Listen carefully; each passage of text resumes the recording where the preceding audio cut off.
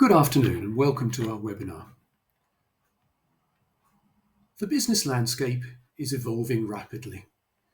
Economic uncertainty, technological disruption, and generational shifts are reshaping how SMEs operate.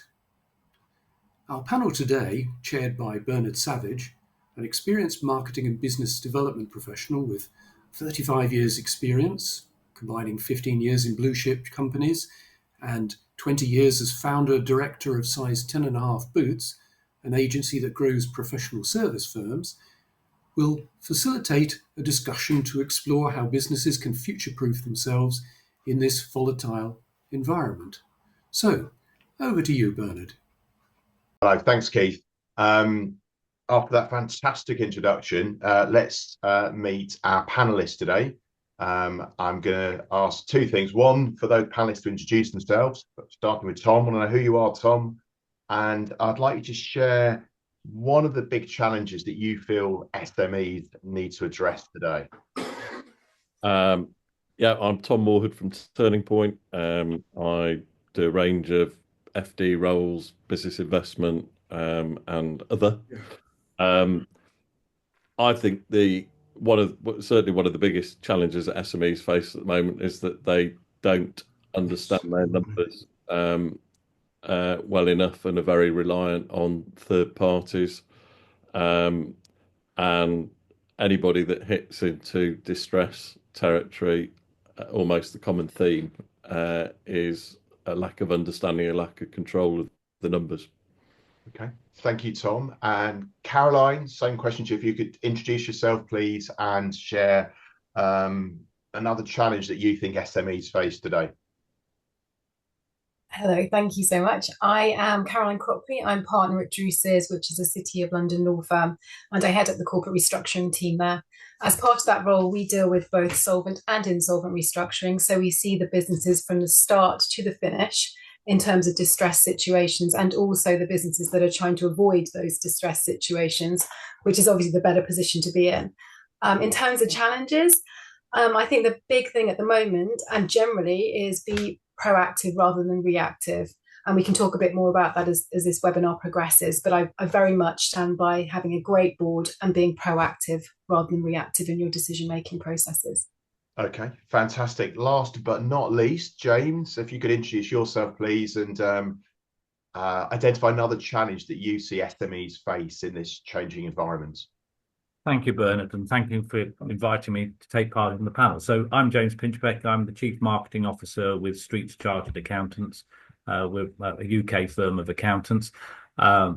I think one of the biggest challenges we face is the understanding and use of artificial intelligence and digital marketing in particular, but particularly AI as part of a business process, not just in marketing. I think that's one of the biggest challenges we face.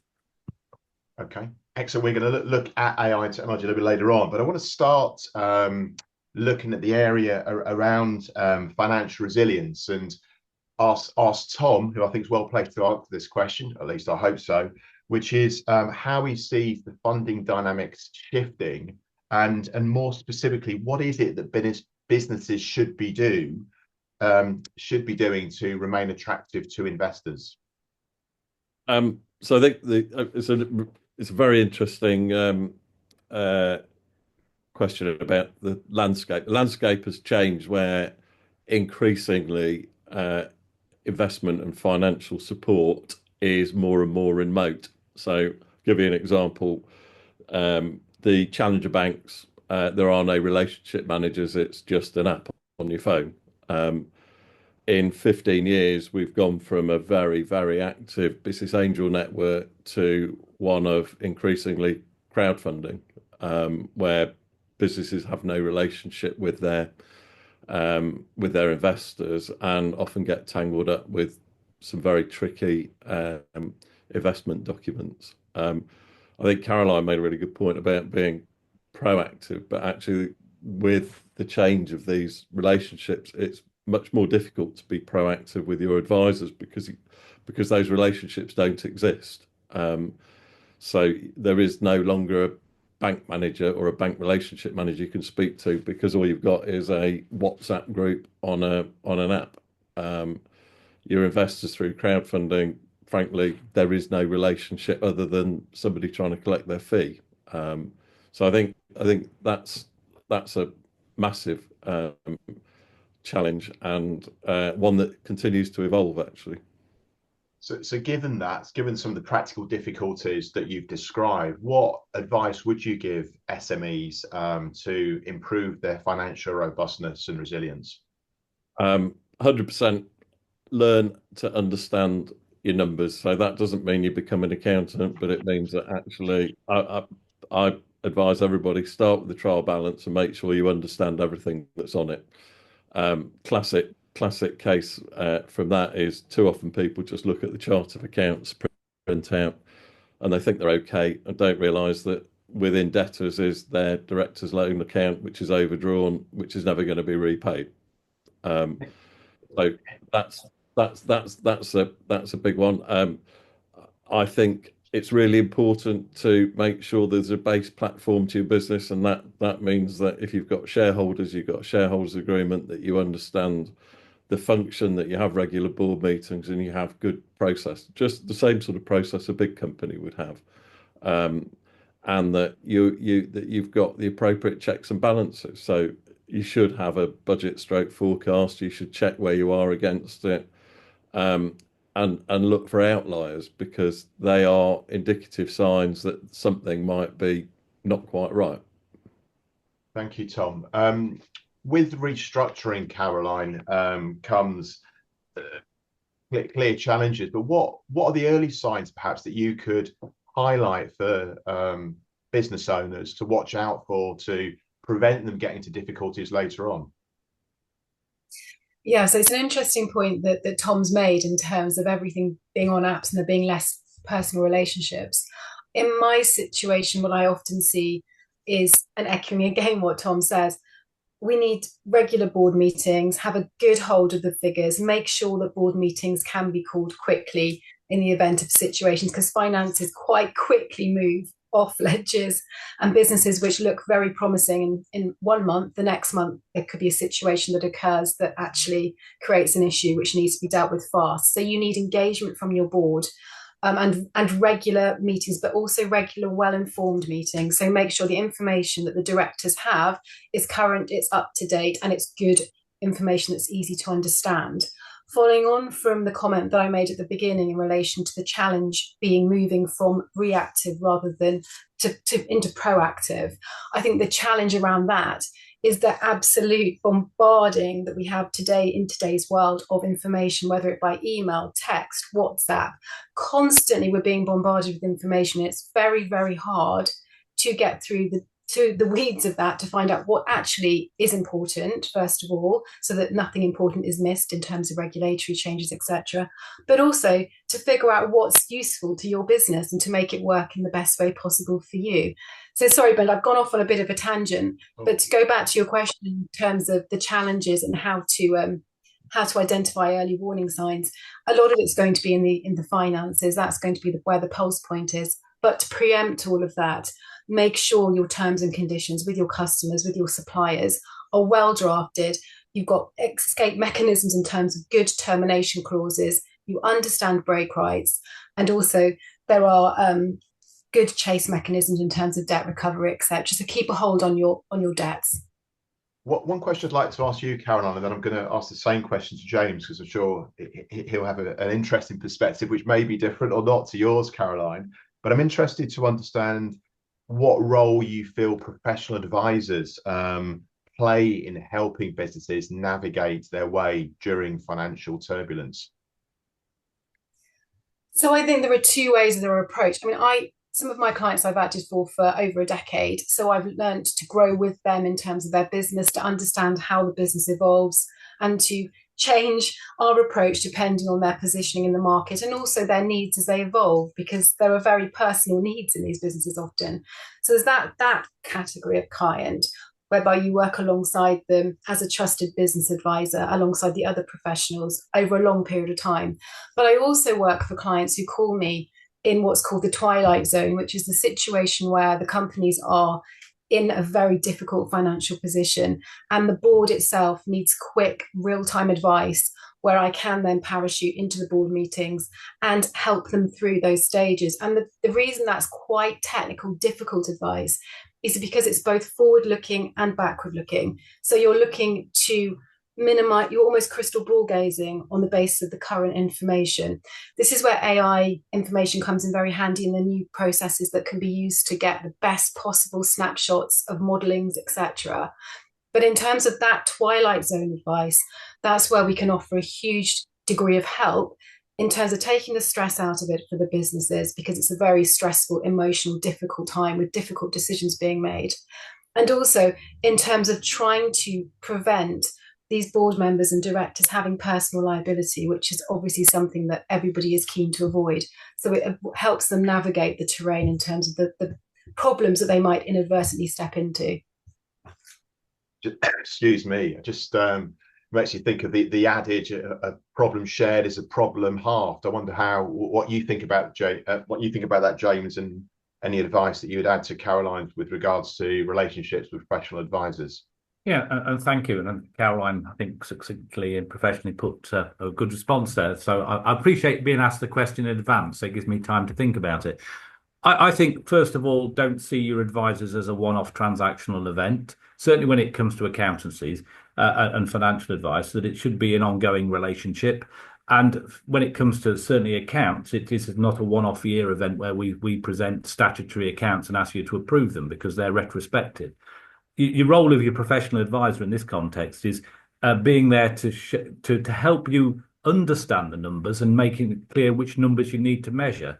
I'm a great believer, unless you're a qualified accountant, most people don't really understand their accounts. Is actually not necessarily having an in-depth understanding of, different methods of depreciation. It's actually the KPIs you really need for your business, which tends to be around, I think most of them is cash, the burn rate of cash, how much do you need, your debtors and your creditors. And when it comes to a simple business model, what's your work in progress and what's your income projection and what your liabilities. I think rightly so, Caroline's talked about the role of boards. And I think a lot of boards don't always understand the going concern statement and term.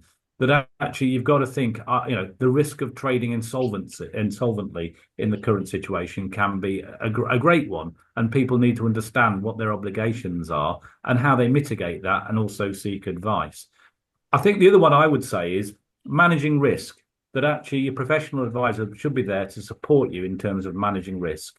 It always surprises me how many businesses don't have a risk register. And when we look then to the finances, the risks are often the potential for bad debt, that actually you could have a good business, but somebody else takes you down because you're not managing your debtors, that you're not really keeping an eye on the cash flow. That everybody, and we talk about funding, the conversation about funding earlier on. I actually think it's amazing how many businesses use other people's business as a bank. The access to funding, it is actually, where's your money? And always my analogy certainly with debtors, a sale is a gift until it's paid for. And I think that's always worth thinking about. Asking for a friend, James, what's a risk register? What's a risk register? Yeah. Well, it is, so I chair an enterprise agents and we've got a risk register. Some people have one that's about as long as as your arm, and ours is quite simple. What we've identified a risk is something that if it happened would have a significant either liability or impact, to some extent, sometimes existential impact on your organization. And interesting enough, I don't think if you go back to the start of the pandemic, nobody had a pandemic on their risk register. They probably do now. What would be the impact of a pandemic? That sort of macro and geopolitical and social impact and risk, but also what you do look at is risks that are unique to your business. It might be the loss of a key customer. It might be that you've got loss of a key member of staff. And it's the impact and the probability that you're measuring and waiting to manage. Yeah. Just building on that point, James, I want to focus more on the digital world and safeguarding in that respect. How do you feel that how can business leaders safeguard trust and reputation when so much of this is embroiled now with the online world. I think a lot of it is the danger is with the online world is people aren't controlling it and monitoring it. There's an element of, and I'm seeing it in organisations where members of staff are producing stuff because they can use AI. It doesn't mean it's factually correct. There's no validation. You do need internally, you need some procedures and policies about the use of AI for your organisation. And you do need to recognise that there are some simple things like, a lot of the generative AI will scrape, if you populate stuff into your chat GPT, it will scrape it and use it. And every time you type something into Google, Google's equivalent, I always get it wrong, I think it's Gemini, but Gemini, you're populating it, it is scraping it. So just think about what information you're putting out there, what security and procedures and processes you've got to actually manage your exposure.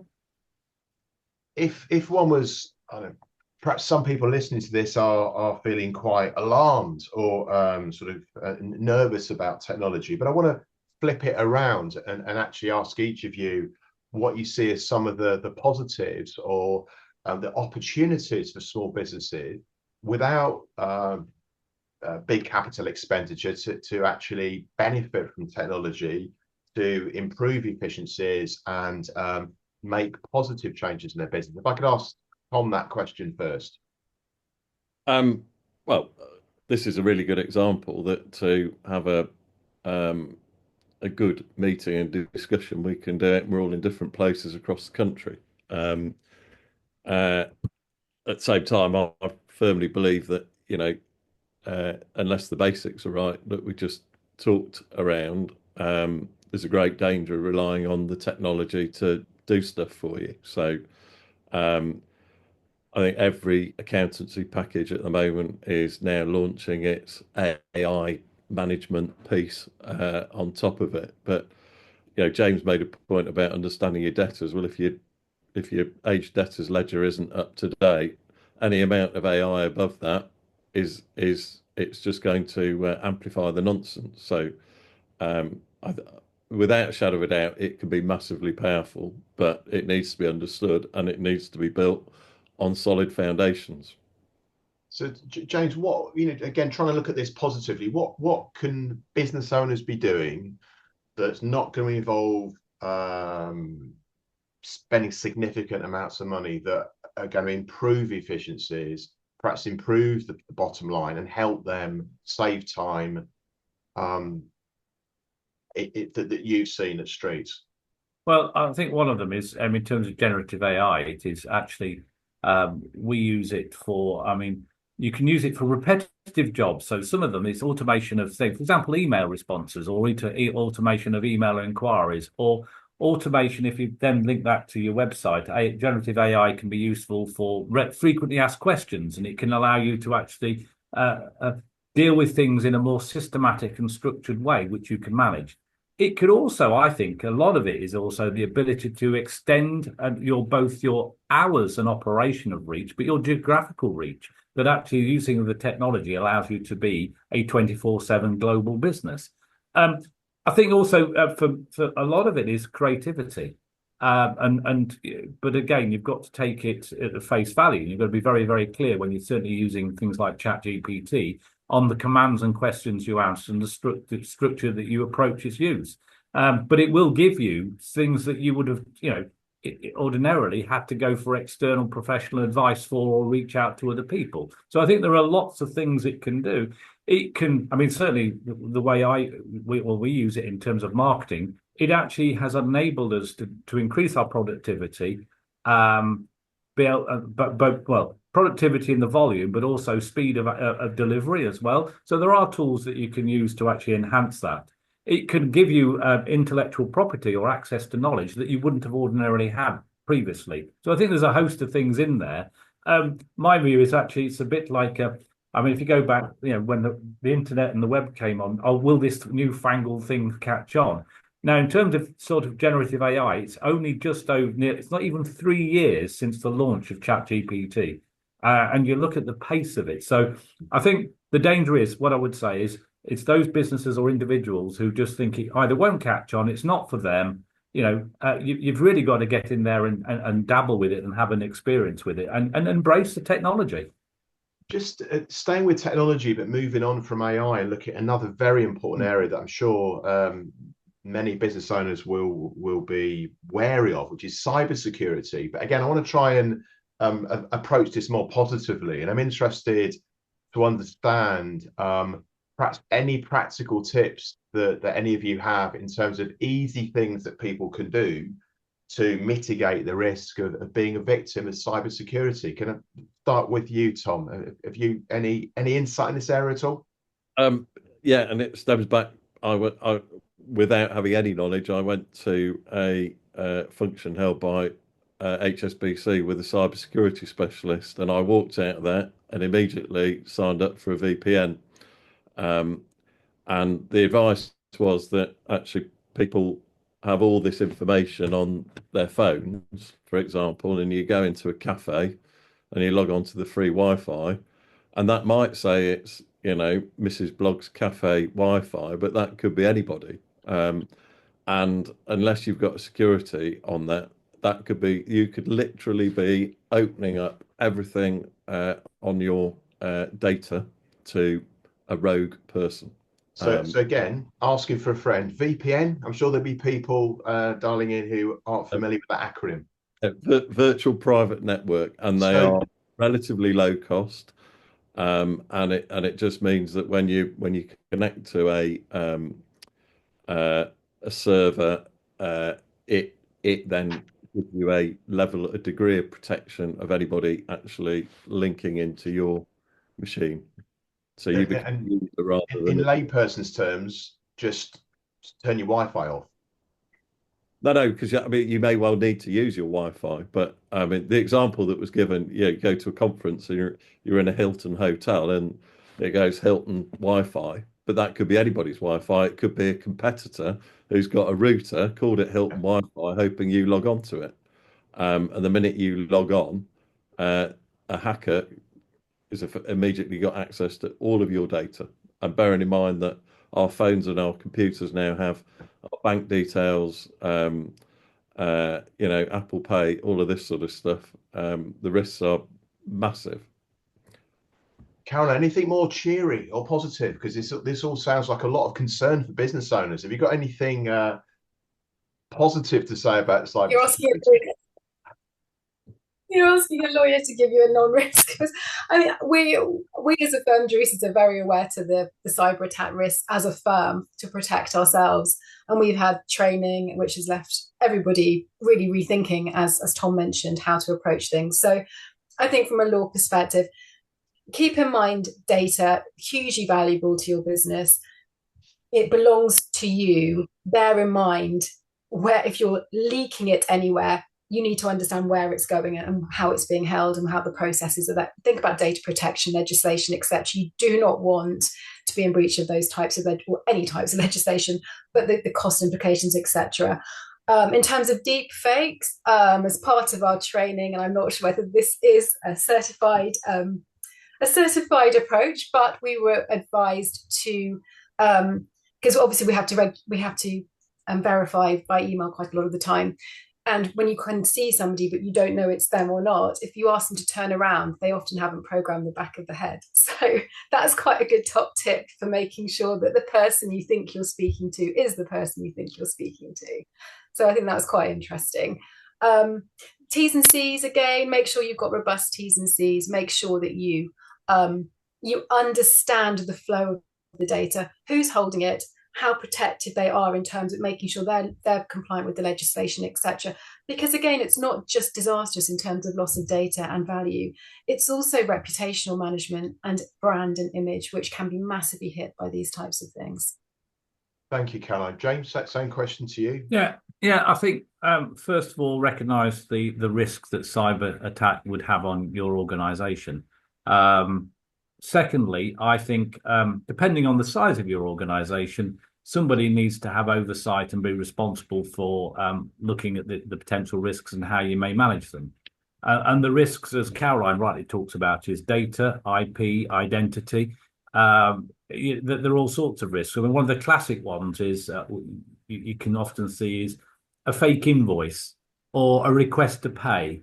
Now, if you think that would happen, why not have a three-stage payment process that verifies that process? So it's thinking those sort of logics out. I would also say if you can't afford or don't have if you haven't got an IT, and should it sit with IT? Who knows where it should sit? But if your organisation's big enough, you should have somebody who has cyber security overview and responsibility for the organisation. If not, there are a number of businesses out there who specialise in cyber and data protection. I know a couple where they will actually come in and give you some guidance and advice, and you can subscribe to them or have a contract with them to actually protect your business. But I think actually be very aware. I mean, there's all sorts of things like deep fake voice recording of your voice, that somebody phones you and they've recorded your voice, so for voice recognition that your voice is used. I mean, the classic one I always think is your bank phones you, and you just go, do not ring them back on that number because it's probably a cloned or copy number. There are all sorts of things. And sadly, it's probably, first of all, the premise is to be cynical and be cautious in your mindset, But equally, they tend to. I mean, we've seen there was a heightened level of cyber attacks. Certainly when the Ukraine-Russian conflict started.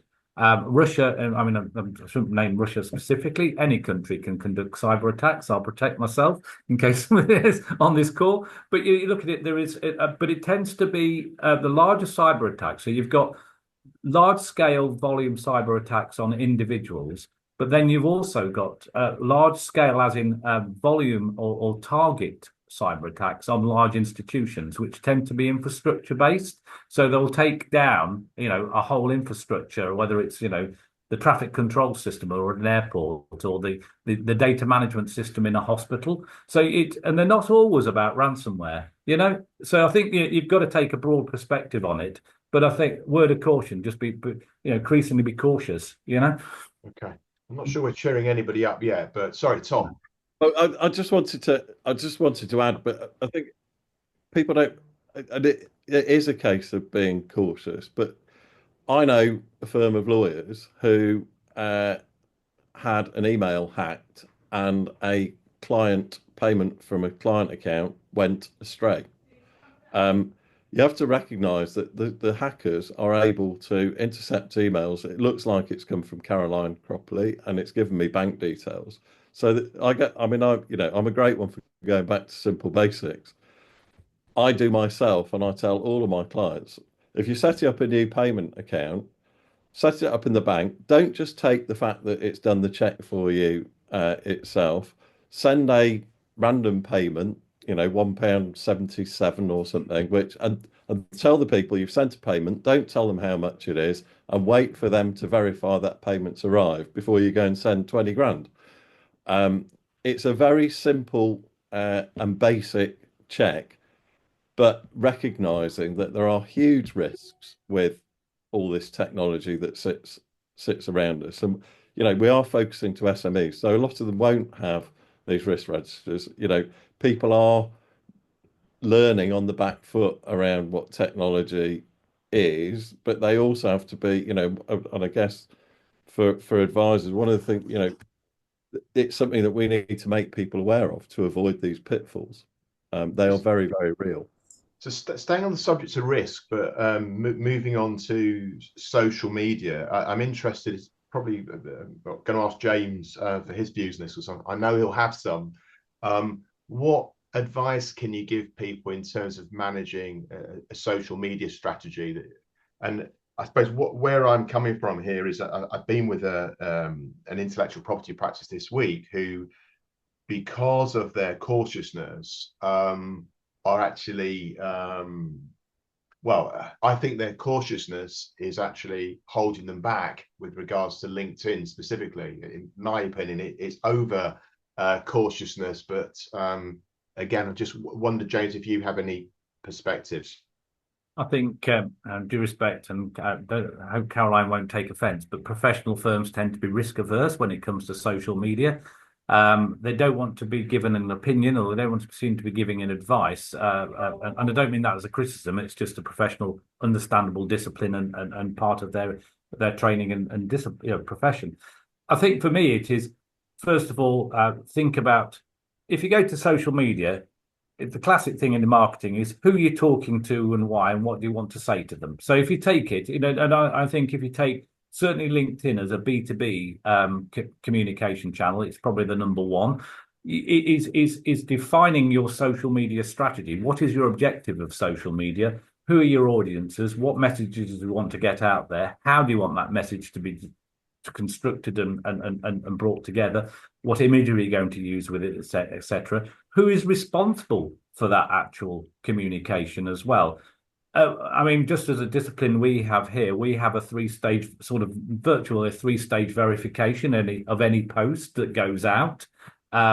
We set a tone, we set a guideline, we've agreed what topics we will talk about, and there's an element of, and it doesn't take very long. It's just one of those things we just go through. Right, simply have the posts have been scheduled, so they're not. I mean, there's an occasional random one. I'm probably, and dare I say, when sort of very early days of social media, I was about to post a rant, and luckily I refrained on it. So I think for me it has a role. Understand that role.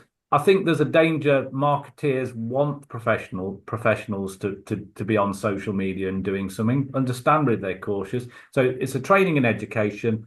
There's a need for a process, and there's a need for a check and balance. Yeah. The other thing I say about digital footprint is, equally, if you go back to the days of printed media, you'd have something in print, and it was in print, and it stayed around.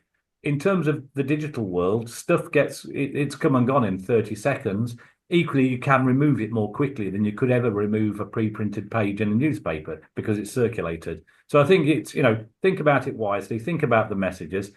What I would give some guidelines is, we have a principle, we stay clear of any political inclination or leaning. So we wouldn't make a political comment. We don't make religious comments. We wouldn't make any sort of personal comments about, I'm going to say individuals. So again, come back to, it's an education process. Be very clear of what you're talking about and don't make it personal. The danger is, this isn't a social media comment, but if you go back to the foolish things people can say and it can destroy their business.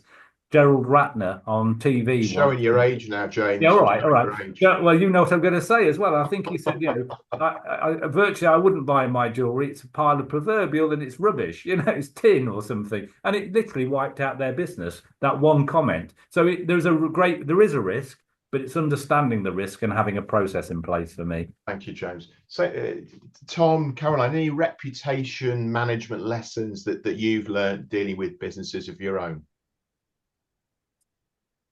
I've been quite lucky, really. Not mainly people use things like Google Ads and stuff to promote product rather than kind of brand.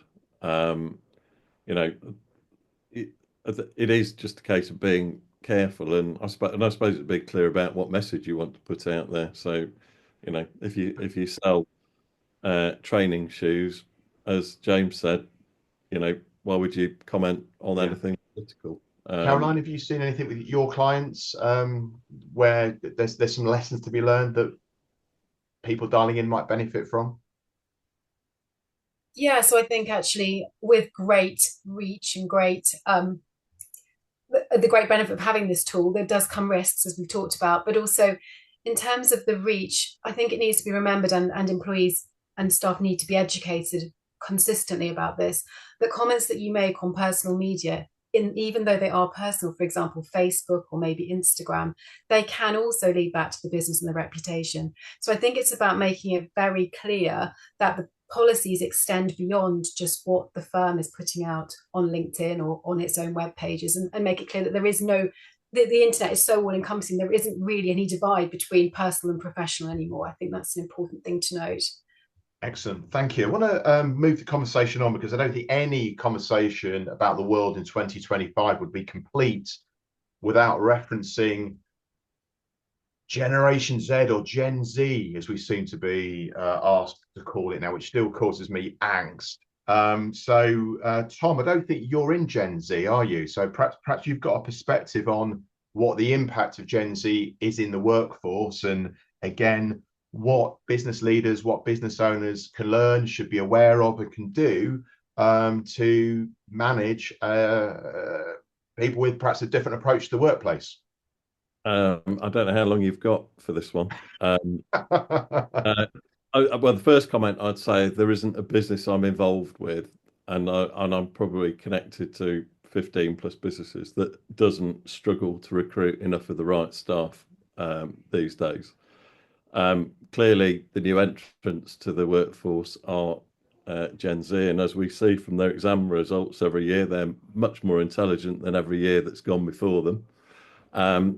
And I think we've created a monster with nearly 60% of people going to university, because I think I think Gen Z has such a high expectation of what's coming, that the reality of, starting at the bottom in the workforce and learning comes as a massive shock.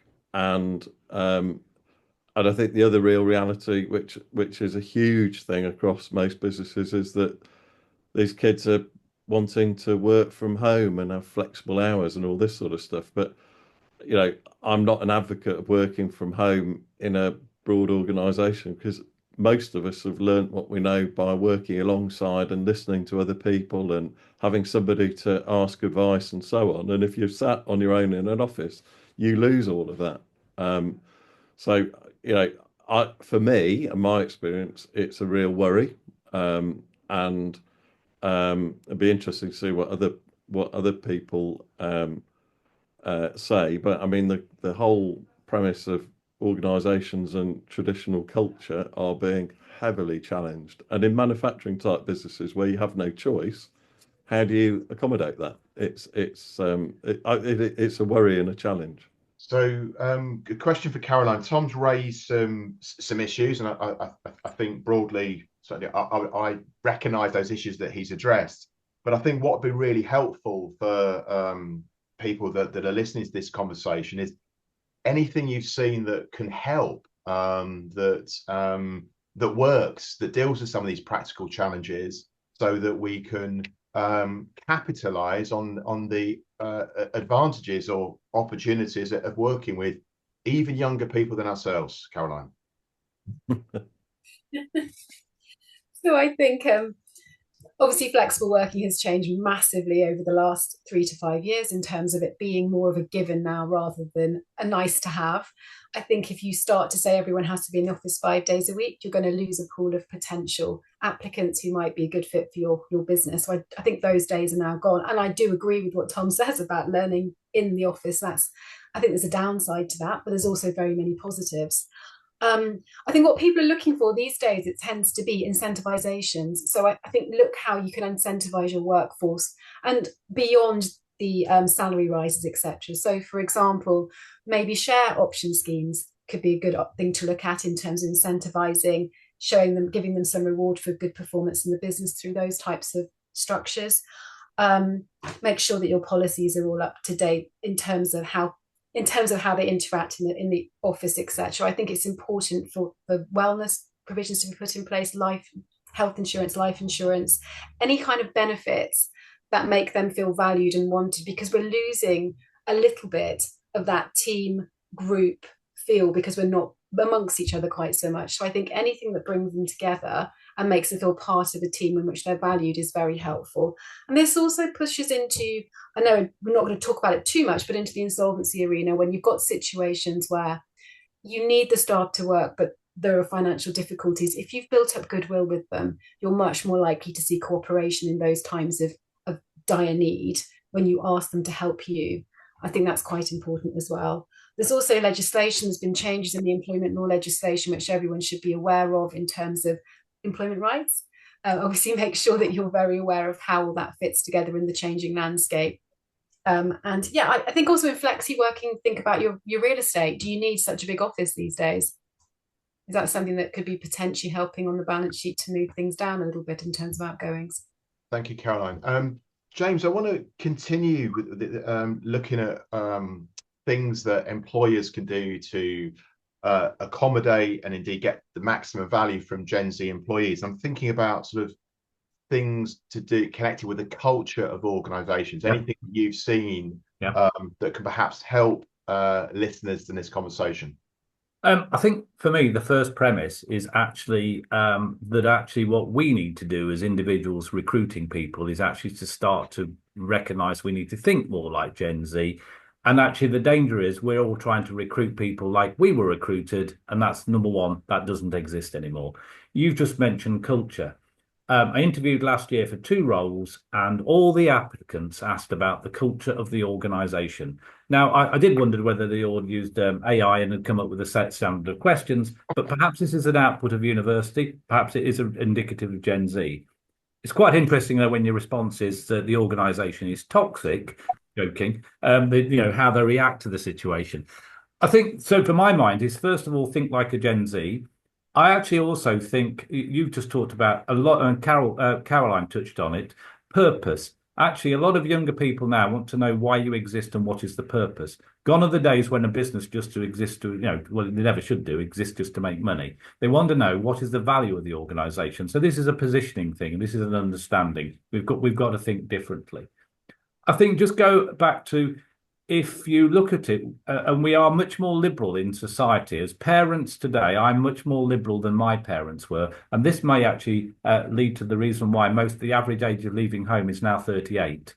Because, and as someone may say it's the cost of a mortgage, I actually think parents are more liberal. So our children are more relaxed about things. So what they don't, nowadays, they don't come to work for you. They come to work with you and coexist. So we need to think about a work culture that is more probably coexisting. That actually, you're lucky to have me working for you. I don't, I'm not lucky to be working with you. There's a balance there, I think, to put into there. So I think what we need to do, as employers, we need to think differently and recognise that the world has changed, because we're not going to put the clock back or change that. We need to have a different business model in terms of perhaps how we engage with younger people. It might be that you employ more freelancers, or you get, as Caroline talked about, you actually recognise that they want something more than just being paid or a salary, plus also some flexibility in the work pattern. I do actually think it's also interesting that actually I know central government were really keen for people to get back to the physical office. And some of that rationale for that may have been around actually people in a workplace, they go and spend money in the economy. If they work from home, they might spend money online, but they don't spend the money that they would have spent on travel and actually being a part of society. I also think a lot of us we need that interaction with people. So actually you are seeing, I think, a return to the workspace. But equally, we need to make sure that workspace and environment is an attractive one that reflects the changing work patterns. So I think there's a host of things people can do. I think the starting point is actually just to recognise we can't recruit like we did in the past. That's the old order. We've got to respond to a new order. Can I vote for you, James? You're not thinking of standing for Prime Minister, are you? No, thank you. No, I'm not. It's the word I'm a technocrat, not a politician. Or I think that's which is why Mark Carney's standing for Prime Minister, isn't he, in Canada? The one thing you said, it did cause me angst, is when you said the average age is 38. Given I've got one child who's 27, if that means there's another 11 years, yeah. I'm not sure how I feel about that. Anyway, moving on. What I'd like to do, we touched on various different things that are changing in society today and the impact it has in the workplace. But I'm interested in one final tip from each of you that will help business owners, that will help employers to future-proof their businesses in what clearly is a very changing environment. So if I could ask that question to Tom, one final piece of advice that you would give listeners. Okay, I use in my consultancy, I tell people that we should go up in the crow's nest. I'm a sailor, so I'd start with a simple basic review. Have we got our basic foundations properly in place? So we talked about board meetings, for example, and this is focused to SMEs. So one thing I'd say is sitting around having a chat with the management is not a board meeting. A board meeting needs an agenda with some clear criteria, and I would generally recommend they hold a board meeting outside of the business because it makes it a thing, and it forces you to think about what does the business look like from the outside rather than just running it operationally. Having good platforms, so for example, making sure you've got shareholders agreements and that you understand, the mechanism of how the business is run, because actually, if you ever get into distress, these things become highly critical. The accounts is a given. I really worry about a lot of the advisors out there. I'm not going to lie. I see more businesses get into trouble where they've got accountants who've said, "Oh, let's reduce your tax and take dividends and reduce your PAYE." And meantime, the business profitability is suffering, but it doesn't look like the business is having a problem until you suddenly, well, there's a massive director's loan debit here because you haven't been looking at the business appropriately for the cost base that's now in place. And I really, we talked about a lot about relationships, and it's great, but most SME businesses don't have a relationship with a corporate lawyer who can help them. They don't have a relationship with their accountant. And James, most of these accountants, you're struggling. Some of these people struggle to get their accounts done 7-8 months past the year end. So not only is it navel gazing when you get your stat accounts, but there's no touch point, no relationship with the people to do it. So my final bit is to try and reach out and find people with the appropriate experience that you can put your hand up. And the very final one is, if you think you might be in a bit of bother, reach out to the people that you trust, because you'll get a second opinion, and you may just be able to avert a real tragedy. And I'll finish with, I was introduced to somebody last year who didn't do all of that, who went and borrowed money at high rate of money, despite the fact the business wasn't making any money. So if you borrow 50 and you've got to pay back 70 in 4 months, and you're not making any money, it doesn't take a genius to work out that you can't pay it back. And a 60-year-old man ended up not only losing his business, he was made personally bankrupt, and he was at risk of losing his house. And that was because he didn't reach out. He didn't have those processes, and he didn't reach out early enough. And that is the real cost if you don't get it right. Okay, thank you. Have you got any cheery takeaways that you can add, Caroline? I think Tom has covered it very, very well. I think I would echo what Tom says, but I would also say, to go back to my comments at the beginning, help us cut through the noise. And when I say us, this isn't me pushing Druces per se, but help professional advisors cut out the noise, cut out the rubbish, get to the point of what you need to understand, and also work with them for a longer period. Be proactive rather than reactive. Check your terms and conditions. Make sure that they're as robust as they can be. Equally, make sure your policies, employee policies, are robust and they're up to date. Make sure employees are engaged with the business and have bought into what you're doing, so they feel motivated and they feel engaged with you. And have a great board. Surround yourself with great advisors who you trust, who understand your business and who are responsive to you. And that goes to the board as well. Make sure the tools that you're using in terms of AI are suitable, and that you understand the results that they're generating. You're not just generating for the sake of it, that they are very relevant to your business and you use in an appropriate way. So get training around that if you need that.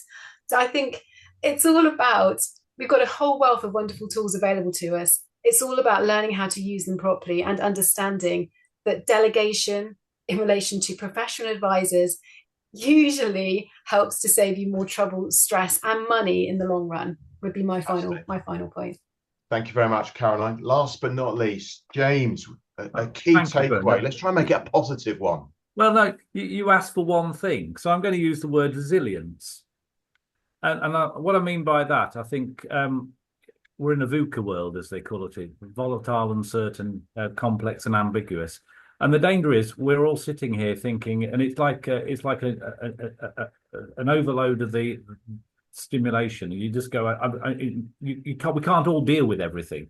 So actually, let's focus on resilience. And resilience, by that, what I mean is the resilience in your business model. You know, there are too many businesses that have come and gone, made loads of money and gone bust. Most of us doesn't mean, and I'll qualify that a bit. Not every business is going to go infinitum and be 4 or 5 generations, 700 years old. But build a business that is resilient, and by building resilience, you take the stress out of it. That it's sustainable, that it has a sense of purpose. It's well financially managed. It's got the wherewithal to trade. You're not overstretched, so don't overstretch. I think from a business leader's viewpoint, the point about resilience is it's very lonely running a business, and particularly small businesses. And how do you look after yourself? You know, you've got the pressures of, either, looking after staff and employing people. You've got the pressures of making sure you can meet the financial obligations and the needs of customers. But where do you go? So building that professional network of people that you value their opinion. You might not always agree with their opinion, but you value their opinion, and they give you support, and they understand you and you respect them. I'd also qualify that resilience around mental health and well-being. That actually most business leaders, you cannot work 24/7 running a business, and you've got to take time out for yourself. So that piece around actually that network of people who support you. But remember, work hard, play hard. Then we all need to do something, whether it's physical exercise or just a hobby or something. Build that resilience. Also, resilience in your workforce. That actually you may be under pressure, but so are your staff under pressure, and then probably increasingly. There's sort of it seems that every family and everybody now, we've all got things that are affecting us in our family life and personal life. Just remember, we're all human beings at the end of the day, and actually, we all bleed the same. The pains are the same. So I think I would emphasise focus on resilience. Both his own resilience, the resilience of your business, and the resilience of your workforce. You've got me, James. You've got me. You Thank you. And on a serious level, I want to say thank you to Tom, Caroline, and James for investing their time. This is quite a commitment, and it's appreciated. And thank you to Keith, who's, I know, will say a few words in terms of wrapping things up. And for me personally, I've quite enjoyed this. So thank you. We got over the technical glitch. We got there. Keith, all yours. Thank you. Yeah, I was going to the thing that I needed to do now is sort of summarize a few key points, but actually there's been such a lot of really relevant points here. It's difficult to summarize in a few words. I think, what's come out of this, I started taking notes. I've got pages of notes, and I think, how do I select out of that key points? But there are some key points out of it. One is, in running a business, you need to be professional in running your business. You need to have a proper structure to your business. You need to make sure that you have, as been mentioned by Caroline and by James and so on, and indeed Tom, is having proper board management of your business. It's important also to seek proper professional advice, and to do it early, not to wait until things have gone horribly wrong and it's too late for anybody to help you, but and I hope nobody's listening to this is going to have that problem, but it's important in avoiding problems to get proper professional advice early enough, and to work with your professional advisors so that you manage your business in a proper and professional way. And I think also, I like James's final comments where he was talking about, what are you doing it for? You're doing it as a business, but you've got to look after yourself and your family as part of that exercise. And you've got to build that into your business plan, is looking after yourself, looking after your business, and staying in business, I think.